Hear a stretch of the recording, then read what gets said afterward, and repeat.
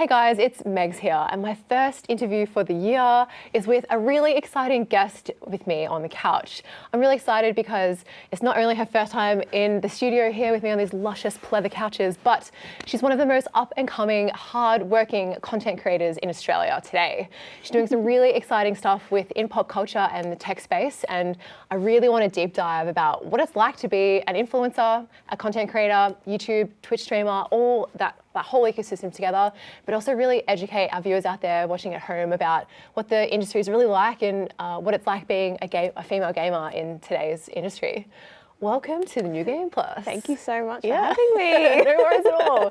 I've been loving these like luscious cushions and plastic accessories. This is very me. Thanks, yeah. It's like I'm at home. Me too, it's my energy for sure.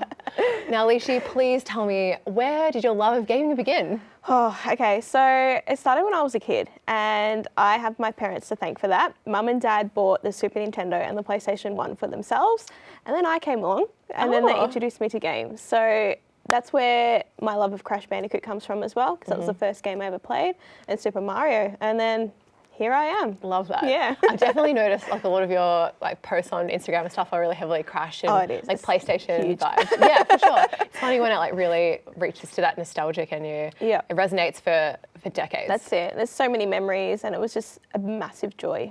So love that. Yeah, it's really cool. What do you get up to day to day? Is streaming and content creation a side hustle? So it is, but I do kind of classify it as a job. So I work full time, Monday to Friday, 9 to 5, and then I come home and I work on my content, and then I use my weekends as well. So my time is very valuable on weekends. Tell me about it. Yeah, and it's full time pretty much, and I really enjoy it. So. Do you find you daydream at work about what you're going to stream that night and like how you play? Yeah. If I have a break at work or time to just think, I'm straight away thinking about my content and what's next. And I just feel like I need to use every single amount of time that I have just to work on it because it's so important to me. Mm-hmm. Yeah.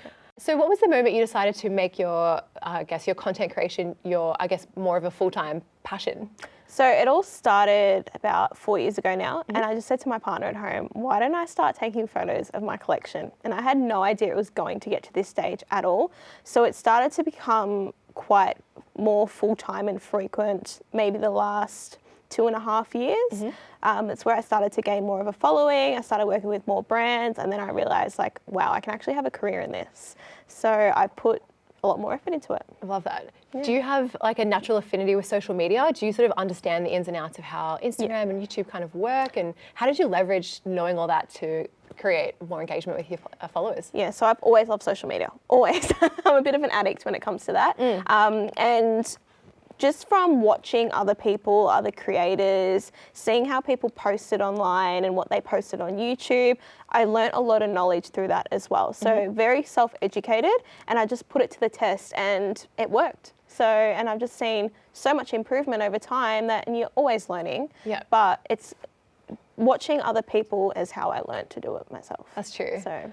I have so many questions. I actually love that. I think, do you focus, knowing you've got all the analytics at your fingertips, do you focus on creating content that you know people are going to engage more with, or do you focus on things that you really like more? I do focus a lot more on what I love. So I've always said to myself, if I'm going to do this, I need to make sure I love it and I'm posting content that I love. Otherwise, the enjoyment's gone and the whole purpose is gone as well.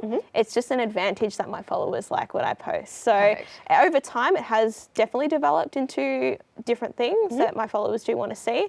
But at the end of the day, it's my passion and I'm so happy to share it. So I love that. Yeah, it's really nice. Do you have any other inspirational content creators that have driven you to grow yourself and your own brand? Like who do you watch that inspired you to grow this and make it your own? When I started my YouTube channel, I was watching so many Sims videos, and I actually watched Liessshy a lot. So guilty, definitely. I love her so much. Like, and I've met her in person as well, and she was a massive inspiration to me when I started my videos. Yeah. For my Instagram content, not really. It was kind of a spur of the moment thing, and then I started to meet people in the community, see heaps of people that were doing it. So we all kind of looked up to one another on there. But yeah, it definitely all stemmed from those Sims videos. I love that. Liesshy's energy is just so wholesome and relaxed, and just you can just sit and watch her talk like your best friends. Absolutely, I agree. That's awesome. Now, you've got over 32,000 followers on Insta. How do you feel about engagement, feeling great that your content's getting engagement, and how do you navigate all the comments and the feedback that you get on all your posts? I spend a lot of time on Instagram. Do you reckon you do it during the day too? I do, yes. And over time, I have definitely jumped a bit back from that because it does become quite obsessive. So you have to learn to manage it. However, when I come home, I do focus on replying to comments and going and liking posts as much as I can. Since the algorithm has changed, it's definitely hard to Always keep. changes. Yeah, and it's so hard to keep up with everyone's stuff. So that's why I do try and find as much time throughout the day when I can go and support other people and just reply to comments here and there. So it's hard, but we make it work. Absolutely true. How do you keep up with like all the trends and things that are evolving in the tech industry? As in like new, like things like TikTok and new trends that are growing and staying like across it all. Yeah, it's hard to stay relevant, I guess, because there is so much out there and so many new things. But for me, I make sure I put myself on a platform where I am happy and where I'm enjoying it. Because if you're putting content on a platform for the sake of it and you're not enjoying it, at the end of the day, it's not really worth it. You're not happy. So for Instagram and YouTube, like they're my two favorite places to be because I really enjoy doing what I do on there. Yeah. I like TikTok. I've posted a couple of things on there, but it's really, really hard to kind of find the drive to post on there because it's not really something I want to do. Yeah, that's so fair. I just try and It's a totally different medium. Like I think it's a different purpose and different type of engagement. But that's it. I personally haven't seen that much like effective gaming content on there anyway. And I think there's more quality and more ROI investing in platforms where people can take time and like I guess hear what you're saying properly, and you can talk about features and benefits of products and really showcase things with a meaningful that's it. perspective. Yeah, I agree. So I've noticed on your social channels you actually have a lot of tech content as well as gaming. What are the brands you're working for at the moment, and what really floats your boat? So at the moment I work heavily with PlayStation Australia, and I have for a few years, and I'm also paired up with Google. So that's with the Google Team Pixel team. That's so exciting. It is really exciting, and they're two of my favorite companies of all time. So working with them has been a dream come true.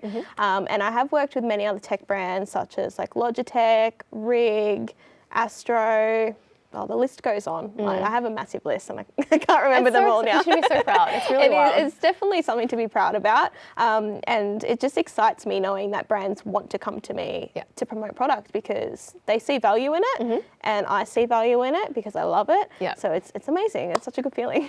Do you actually go out there and hustle yourself and like DM all the marketing managers or like the content community managers, I suppose, and get the work yourself? Not really. So I've been lucky to have it come to me.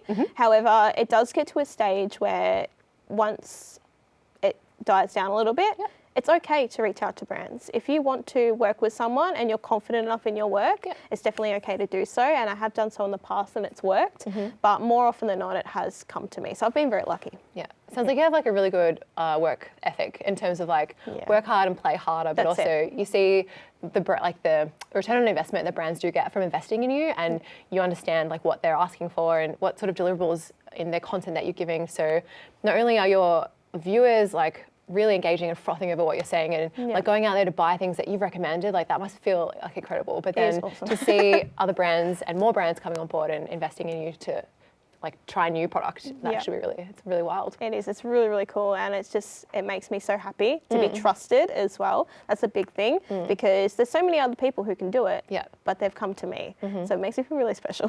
That's amazing. I guess one thing I really want to ask you is, in my personal experience, being a female in the gaming industry, it's been a bit of a journey, and I wanted to pick your brains about what it's like and how you handle the trolls online, and if you do, especially like now that you've branched out from YouTube videos and expanding that to Twitch, how are you finding what it's like playing online on mic and things like that? It's hard. So when I first started, I always got upset with trolls, and that's because I didn't know how to handle them. Right. Over It's sad time, that we have to know how to handle them. well, that's it. It shouldn't even be like that, but it is. So I've learned to ignore them. Sometimes they get to me, and there'll be times where I do speak up about it because I feel like I'm not the only one doing or suffering from this sort of bullying. Totally. So to be a stand for other people is really important to me as well. Yeah. But more often than not, I do ignore them. I don't let them bother me because that's what they want. They feed off that. Yeah. And the more you give them that attention, the more they're going to do so. So if you can build up that strength and that confidence in yourself to ignore them, Yeah. you're going to excel at this. So you just completely. ignore them, you don't bite back?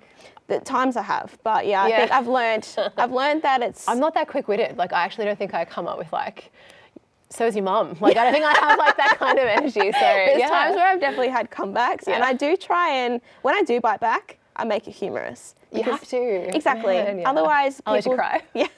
There's been times where I've done that in the past. But you have to be strong and you have to just ignore them. Otherwise, if you let them overpower you, it's going to completely ruin everything you do for yourself online. That's it. So, and I've only had one case where someone's come into my stream and told me that I didn't deserve this many viewers. And I sat there and I just looked deep into the camera and I was like, why? Yeah. Why? You want to break that down, unpack it for me, talk to me about that. Exactly. Yeah. And then he left and I really didn't care care. about what you think. Yeah. I really don't care. So you just, and that's it. You can't care. Fair. Otherwise it overpowers you completely. Yeah. So What do you think the Australian influencer scene is like? Is it actually savage behind the scenes and a bit bitchy? Or is it actually like everyone wants to help each other grow and like help each other lift each other up? it's a mix of both, if I'm going to be honest. Okay. So there definitely is a lot of competition and there's a lot of hate and there's a lot of cliques. However, for the most part, the community is quite lovely. I've met so many amazing people. I've made so many amazing friendships that I love. Do you just meet them at events? Like, where do you? Yeah, so you meet them online and then like Twitch meetups and stuff? Yeah, at PAX, all that sort of stuff. And it's really nice to know that I have friends that I've made on the internet because who would have thought that could be a thing, you know? Like, I would never have, 10 years ago, been able to trust someone on the internet if it was how it is now. Yeah. But it's really valuable, but it definitely is a lot of drama, but I tend to stay away from it because I just can't be bothered.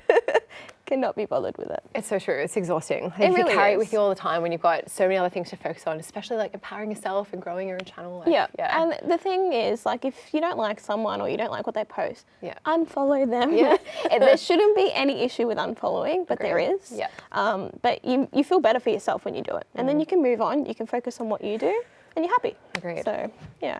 Now, in like a blue sky world, where do you want to see your channel and your content creation evolving to? You've come from Sims videos and now you're dabbling with brands like Google. What's the future look like to you? I really want to work for myself. So to be a full-time content creator would be amazing. I really want to grow on Twitch and YouTube as well. Going into video content has been really important to me lately because I've built up a lot of confidence. So to do all that full-time will be the dream. Yeah. And I just want to be able to represent brands that I love and promote product that I love genuinely because I'm very authentic with what I post about and I want people to trust me. So just to do that full-time would be an absolute dream come true and I know I'd be so happy. I love it. And my final question that I absolutely love asking people that come on the show and have a chat with me is, what do you say for people out there that are aspiring content creators and Twitch streamers and want to also grow their own personal brand? Like, what's one of the things you wish you had known before you started, or maybe some advice you could give to others out there? All I can say is just do it. Just do it because you have nothing to lose and you're going to learn so much along the way. You're going to learn from people, you're going to meet people, and it just becomes a scene that is so exciting and so valuable. So if you've thought about it, literally just get on Instagram, get on whatever platform you want, upload your first piece of content and don't worry about if you don't get the engagement that you want. Because the more you start to freak out that, oh, no one's watching my streams or I'm getting 10 views on my YouTube video. Is it worth it? It's hard. Yeah, don't let that stop you. Fear is real. Like, I think it's very deterring and stressful and, you know, quietening that voice down and just persevering. That's it. And it took me 4 years to get to where I am. So it does take a lot of hard work, but if you're dedicated, you're going to smash it. You are going to smash it. I love it. That's really good advice. Really meaningful, I think. So Liessshy, where can people follow you on social media if they want to get to their hands on your content and see what you're all about? So you can find me on Instagram, YouTube and Twitch. So it's just at Liessshy, Liessshy. My name's Alicia, my nickname's Liessshy. That's where that came from. Amazing. So it's the same on everything. Thanks so much. I really appreciate that. Thank you. And yeah, thanks for joining me on the couch today and talking all things content creation. I really appreciate it. Not a problem. I'm so happy to be here. Thank you for having me. Cheers.